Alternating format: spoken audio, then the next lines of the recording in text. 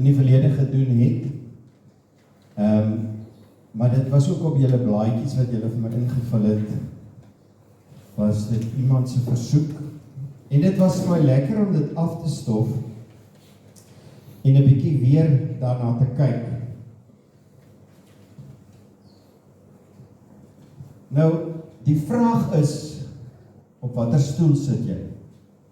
Net sê ek is nie klaar met Jonah nie. Jonah kan nou nog bietjie in die vis bly. Ons gaan hom met die vis haal.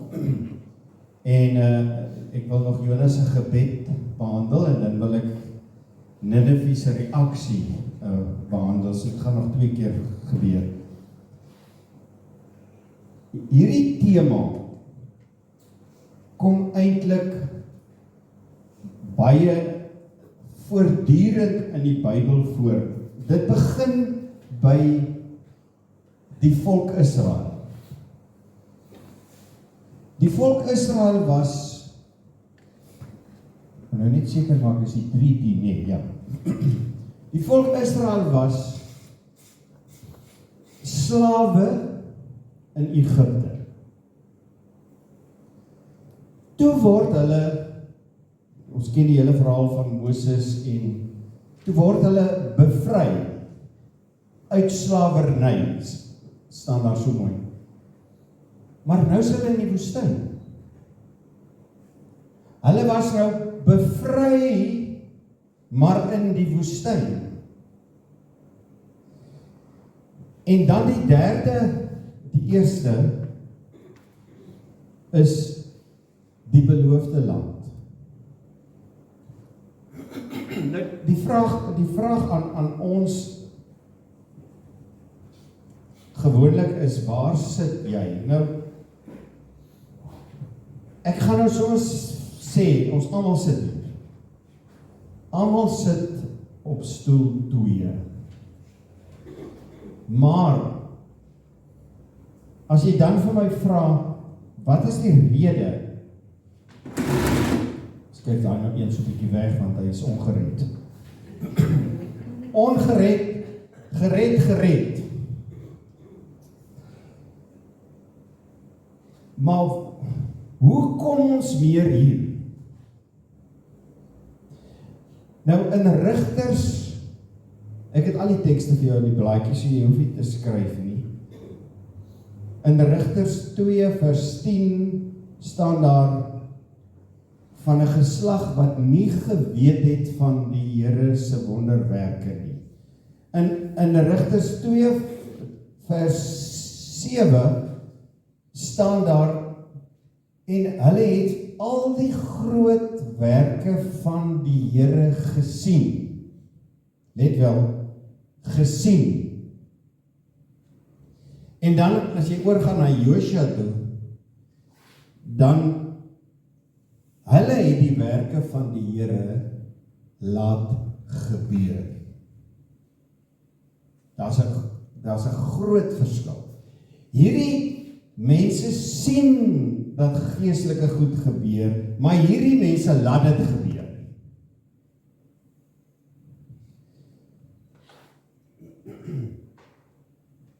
Nou, kom ons gaan Nuwe Testament.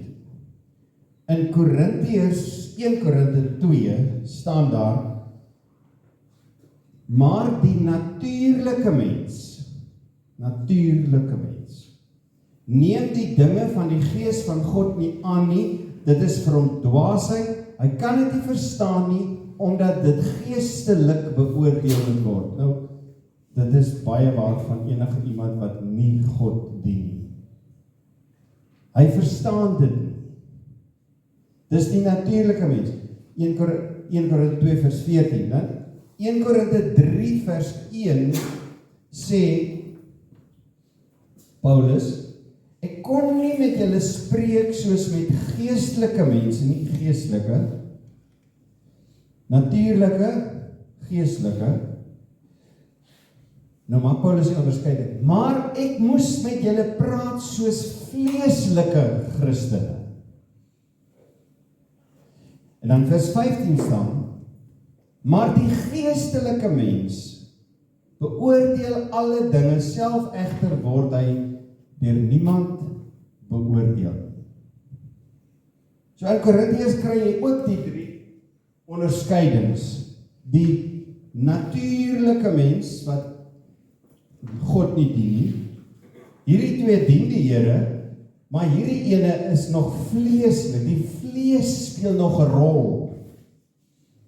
Meer as die gees. So die geestelike Christen, die vleeslike Christen, die natuurlike. Nou daar's die stryd lê hier. En ek sê weer, en ek sit myself ook hier neer, almal van ons sit op hierdie vleeslike stoel. Maar almal van ons begeerte, ons is uit die slawerny gered, maar ons ploeter voort in die woestyn.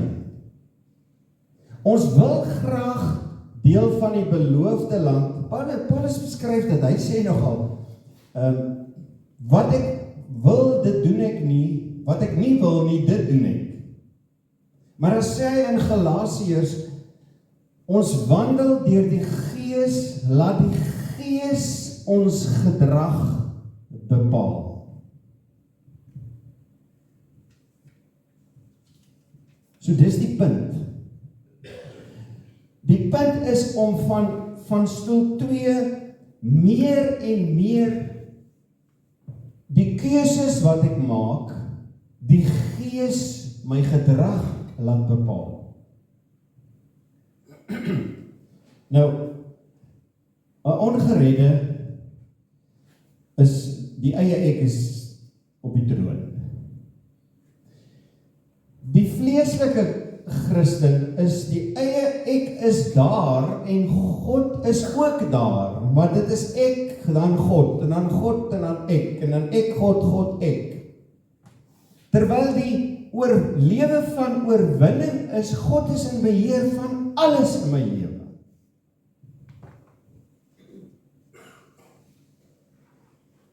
Ons het nou nie vandag die lied gesing nie, maar daar's 'n lied wat dit vir my so mooi beskryf. Jesus, all for Jesus. All I am and have and ever hope to be. All of my ambitions, hopes and plans, I surrender these into your hands. All of my ambitions. So as die ek nog inkom, dan vat ek ambitions. Maar as dit alles as ek dit alles vir die Here gee, dan is ons soos Paulus, wandel deur die Gees en die Gees bepaal my gedrag. Nou, nog 'n keer terug na die Bybel. In Korintiërs Paulus gepraat van die vleeslike Christen, die natuurlike Christen, die vleeslike Christen, die geestelike Christen. In Openbaring staan dit, ek ken jou werke. Dan praat hy van koud, lou en warm.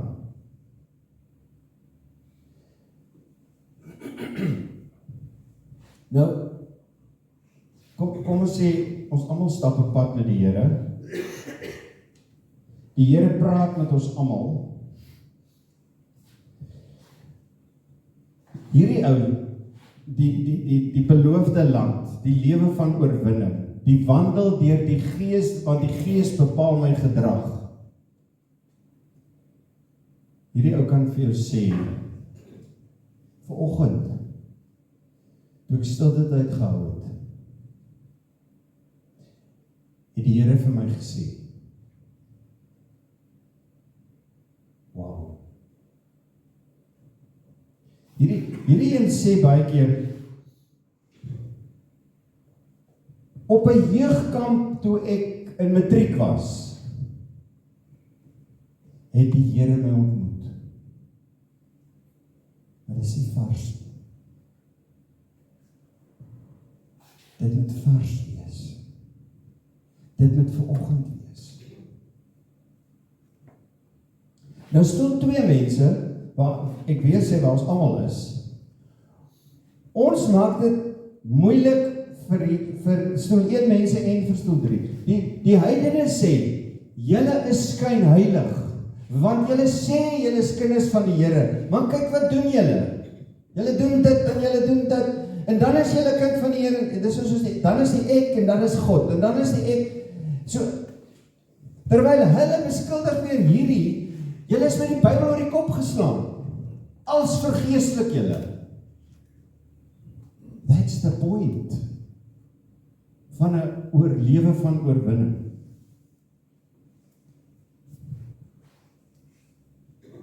Ons ken die voorbeeld van 'n termostaat. 'n Termostaat bepaal die hitte. Jy en ek moet in enige geselskap die geestelike hitte bepaal. Terwyl 'n termometer gaan soos wat die hitte is. As dit warm is, dan raak hy ook warm. As dit koud raak, dan raak hy ook koud. En in Lukas staan daar, Lukas 17 vers 1, wee die een wat die ander laat struikel.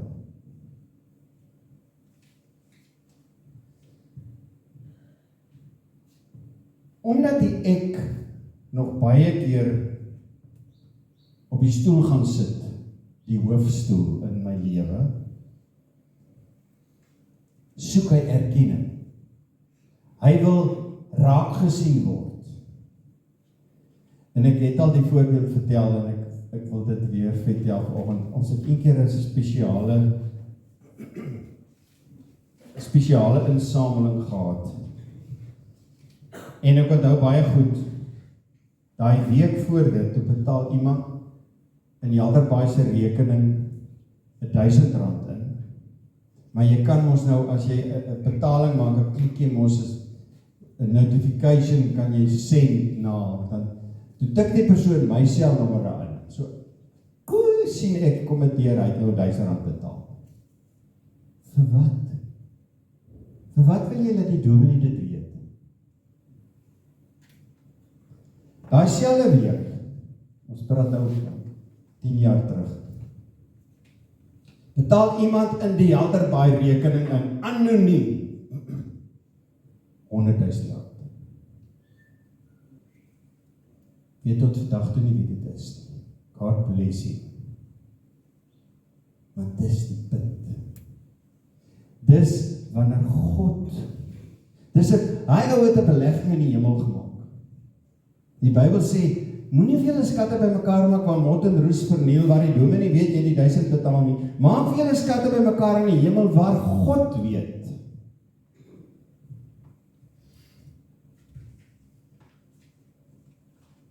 Die saaier.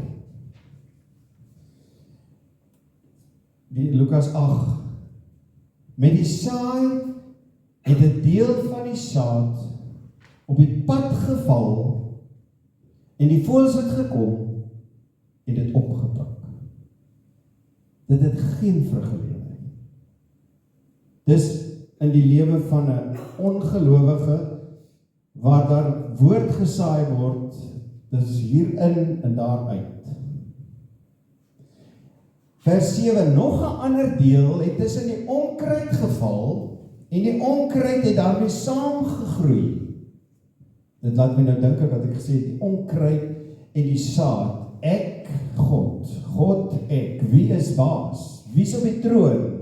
Dit wissel, partykeer ek, partykeer God. Vers 8, dat ook 'n deel in die goeie grond geval en dit het opgekom en 100voudig oes gelewer.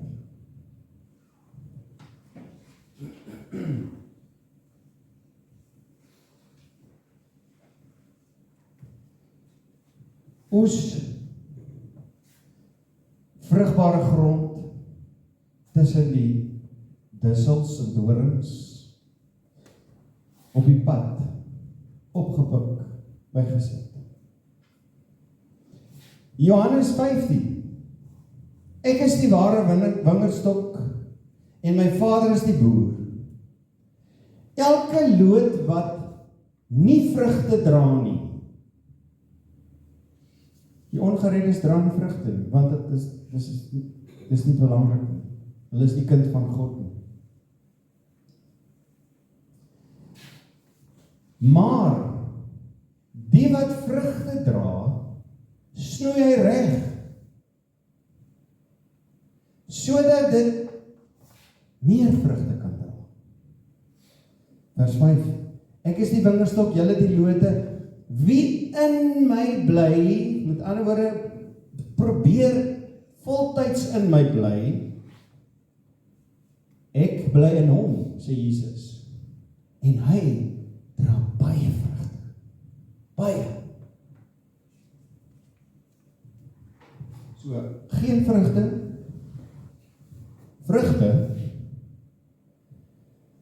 maar baie vrugte. Kom ons vat 'n lewenssituasie. Sleg goed gebeur, ek het laasweek dink ek, sleg goed gebeur elke week met ons. Elke dag. Die lewe loop nie altyd soos ons wil hê hy moet loop nie. Maar hoe hanteer ek as 'n kind van die Here sleg goed wat gebeur? Nou, daar waar die eie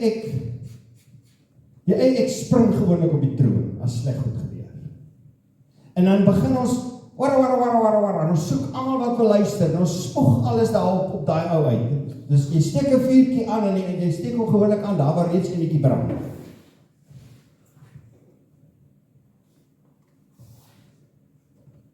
As ons in Jesus bly, hy wat in my bly, dra baie vrugte. En sleg goed gebeur, dan vra jy, Here, wie wil U hê moet ek nou weer ontmoet? En hy gaan jou gebruik. Watch it.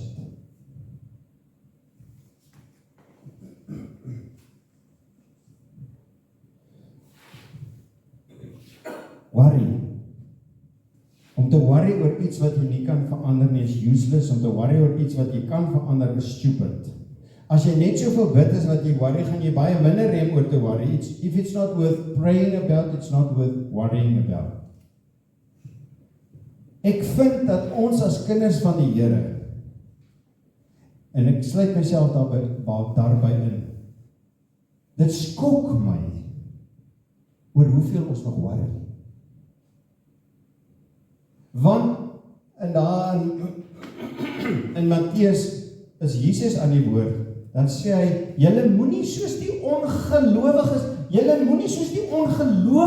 wees. Kyk na die veld, kyk na die mossies wat elke Sondag wil kerk bywoon nie. Hulle worry nie, want Jesus sorg vir hulle. Hulle sing nie buite sonder dat iemand vir hulle hande klap. Hulle soek nie eer nie, applaus nie.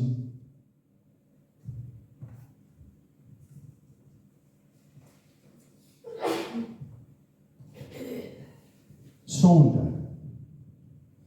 Dis vir my baie, die ongeredde bely nie sonde nie, want hy het nie 'n sonde bely, hy het nie 'n sonde oortuiging nie.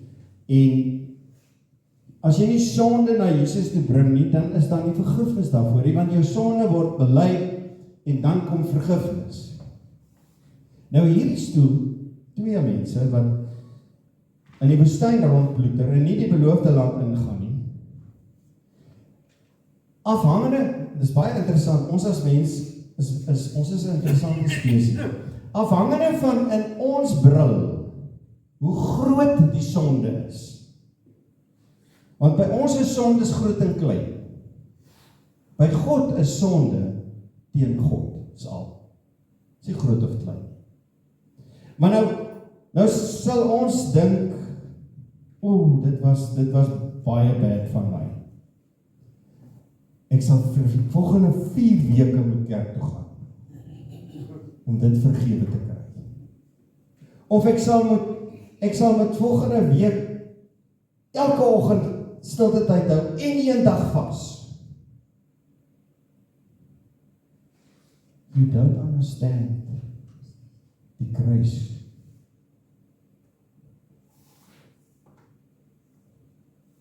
Ek lees vir jou iets wat ek hier geskryf het. Vader, Jesus is by die Vader. Vader, Willie het gesondig en hy het dit kom bely. Sit dit op my rekening. Moet hom dit nie toereken nie. Ek het mos reeds daarvoor betaal. As jy sonde bely het, is dit klaar. Jy hoef niks ekstra te doen. Die ekstra doen is dat jy goed voel, want die ek het nog 'n trooitjie plek.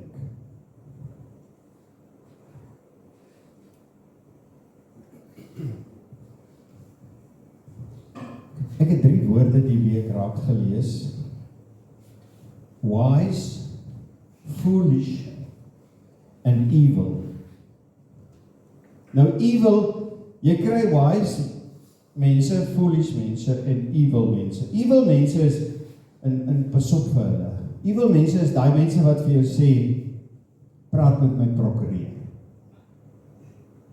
Of hy kry 'n interdik. Foolish mense is mense wat altyd die ander mense die skuld gee en nie verantwoordelikheid vir sy eie verkeerde dade wil aanvaar nie, en hy wys ander se verkeerde dade uit, sodat syne beter lyk. Wise people sien wat gebeur het, of wat hy aangevang het. Hy bely dit, en hy vra die Here, Here vergewe my. Nou het ek 'n teks gesoek vir elkeen van hierdie. In Markus 6, ek het dit in julle blaadjie gegee, in Markus 6, met die vermeerdering van die brood, hulle het nie werklik verstaan nie, want hulle kon dit nie begryp nie, want hulle ken nie God nie. Hulle is nie 'n kind van God nie, dan verstaan jy nie wonderwerke nie. In Prediker 2, vers 11, toe het ek gekyk na al my werke, wat my hand tot stand gedoen het, en met moeitevolle arbeid, dit was te vergeefs en gejaag na wind. Daar was geen voordele. Kronieke 28:9 sê so mooi, en jy, my seun, ken die God van jou vader, dien hom met 'n volkome hart, nie 'n halwe hart nie, want die halwe hart sit die ek partykeer nog op die troon. Dien hom met 'n volkome hart, en hy verstaan elke versinsel van jou gedagtes. As jy hom soek, sal hy hom deur jou laat vind.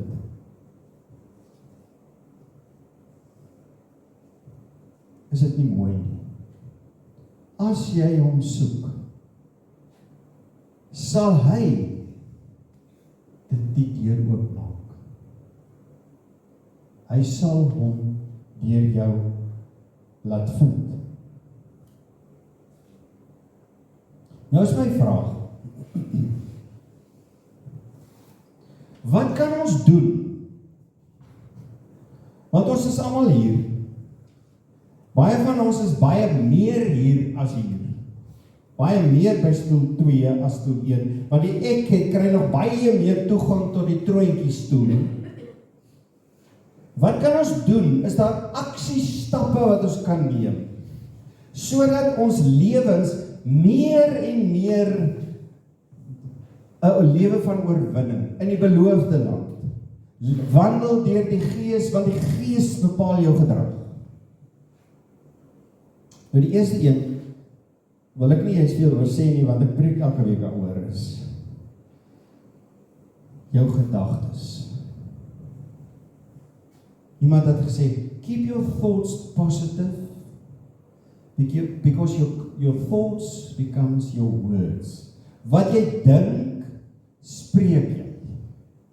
Wat jy spreek, kom uit in jou gedrag. Hoe jy jou gedrag openbaar, as jy dit aanhou doen, dan raak dit 'n habit. Keep your habits positive because your habits become your values, and keep your values positive because your values becomes your destiny. Jy raak, met ander woorde, hoe jy dink. Nommer 2, om meer dit te doen, is baie eenvoudig. Lees jou Bybel. Lees meer gedissiplineerd elke dag die woord. Lees jou Bybel. Nommer 3, en ek het nou nie vandag stories vertel, maar ek gaan vir julle 'n storie lees.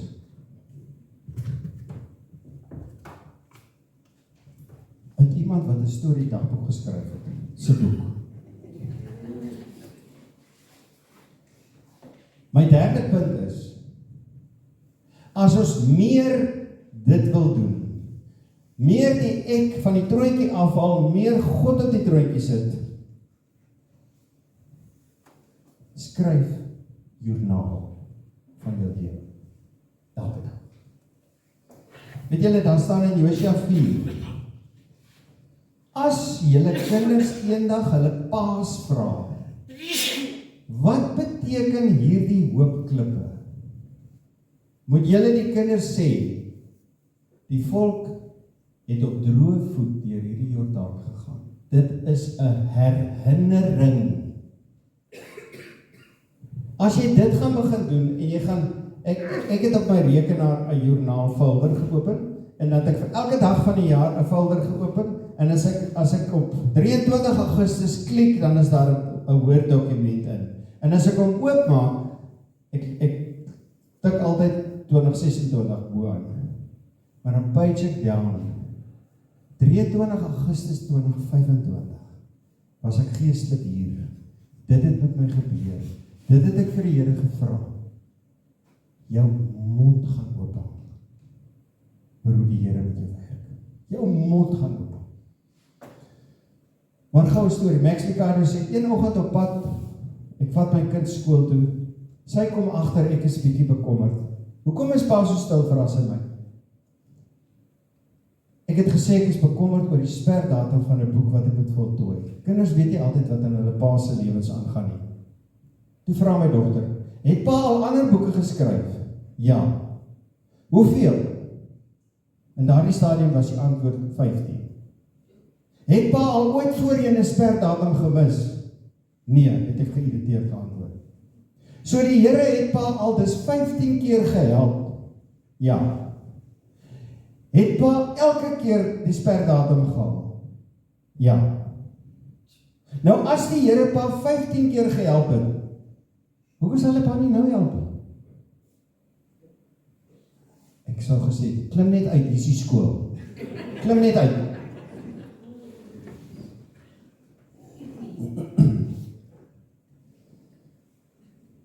Liewe vriende, my vierde een is, hou op jou lewe so vol maak. En ek gaan sal sê, my laaste, die 5de punt, jy kan nog byvoeg, hoe ek meer van my eie ekkerigheid God op die troon kry, want dan gaan ek 'n lewe van oorwinning leef, ek gaan die beloofde land ervaar, ek gaan oorwinning in my lewe ervaar. Hoe kry ek meer daarvan? My 5de punt, ek noem dit radikale inklusiwiteit. Dis 'n woord, maar dit sê dit alles. Jesus hang aan die kruis. Nou moet jy onthou, hy is besig om dood te gaan. Hy is gemartel. Hy's aan die einde van homself. Dan kyk hy, en sien hy daar staan my ma en huil. En dan sê hy vir Johannes, kyk tog na my ma asseblief. Hy kyk hierdie soldate wat hier voor hom is, wat hom gekruisig het, hy bid, Vader, vergeef hulle. Hulle weet nie wat hulle gedoen het. Die ou hier langs aan hom sê vir hom, Here, as daar 'n paradys is, dink tog aan my as jy vandag daar kom. Jesus sê vir hom, vandag, sê jy saam met my daar wees. Ons lewens is so ingestel op ons eie ou goedjies. Terwyl Jesus in die doodsnikke van sy lewe 4 keer vir ander mense bid en vir ander mense voorsiening maak. So hier is my challenge vir jou. As jy uitgaan, waartoe jy ook al gaan, dorp toe, dan sê jy vir die Here, want jy leef 'n lewe van oorwinning, jy is in die beloofde land, jy ervaar die vryheid, life is a journey. Dan sê jy vir die Here, Here, ek gaan nou by Checkers inkopies doen. Ek sê altyd, ek vat genoeg tyd saam. Want miskien wil die Here dit onderbreek, dat ek tyd saam gebruik. Wie wil u hê, moet ek 'n blessing voorwees? Ek gaan nou die dag teels koop by CTM. En ek het dieselfde vir die Here gevra. Vra altyd vir die Here, waar ek ook al gaan, die Here, wys vir my. En ek kyk hierdie jong man, ek het my bedien, en dan vra jy vir die Here 'n aansluiting, 'n connection. En hy het 'n vreemde naam op sy naamkaartjie, en ek vra vir hom na sy naam en watter nasionaliteit dit is. En ons begin gesels, en hy vertel vir my, hy is swart ook, werk voltyds eintlik daar. En ek sê vir hom, I tip a hat for you. Vir 'n jong man wat voltyds werk en swart, dis nie 'n grap. En ek blossom hom 'n bietjie. Die week daarna, as ek weer daar nog oor die teels goed, en dit was vir my asof toe ek inkom, dat hy my sê te holle, hy wil my bedien. Die derde week wat ek aankom, ons is daar agter by die teels, en hy draai sy op my sê, oom, kan ek met jou praat? Sy oë skiet vol trane.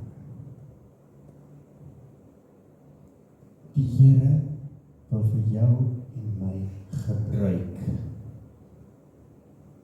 Maar ons moet hier wees om gebruik te word. Want as die eie ekkerigheid nog op die troon sit, dan is ons nie bruikbaar.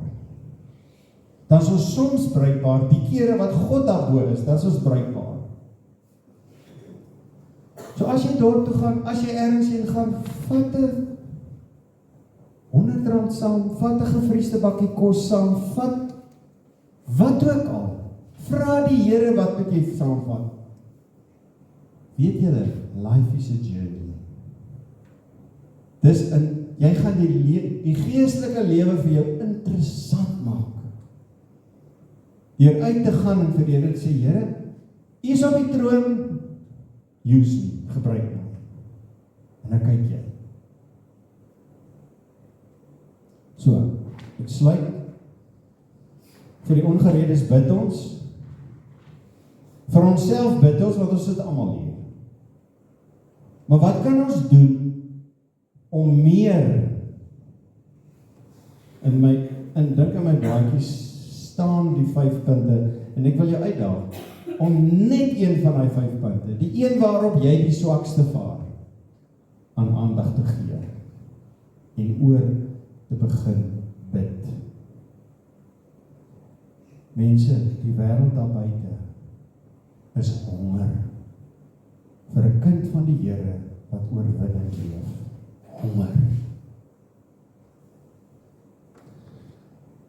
Dankie Vader vir U woord.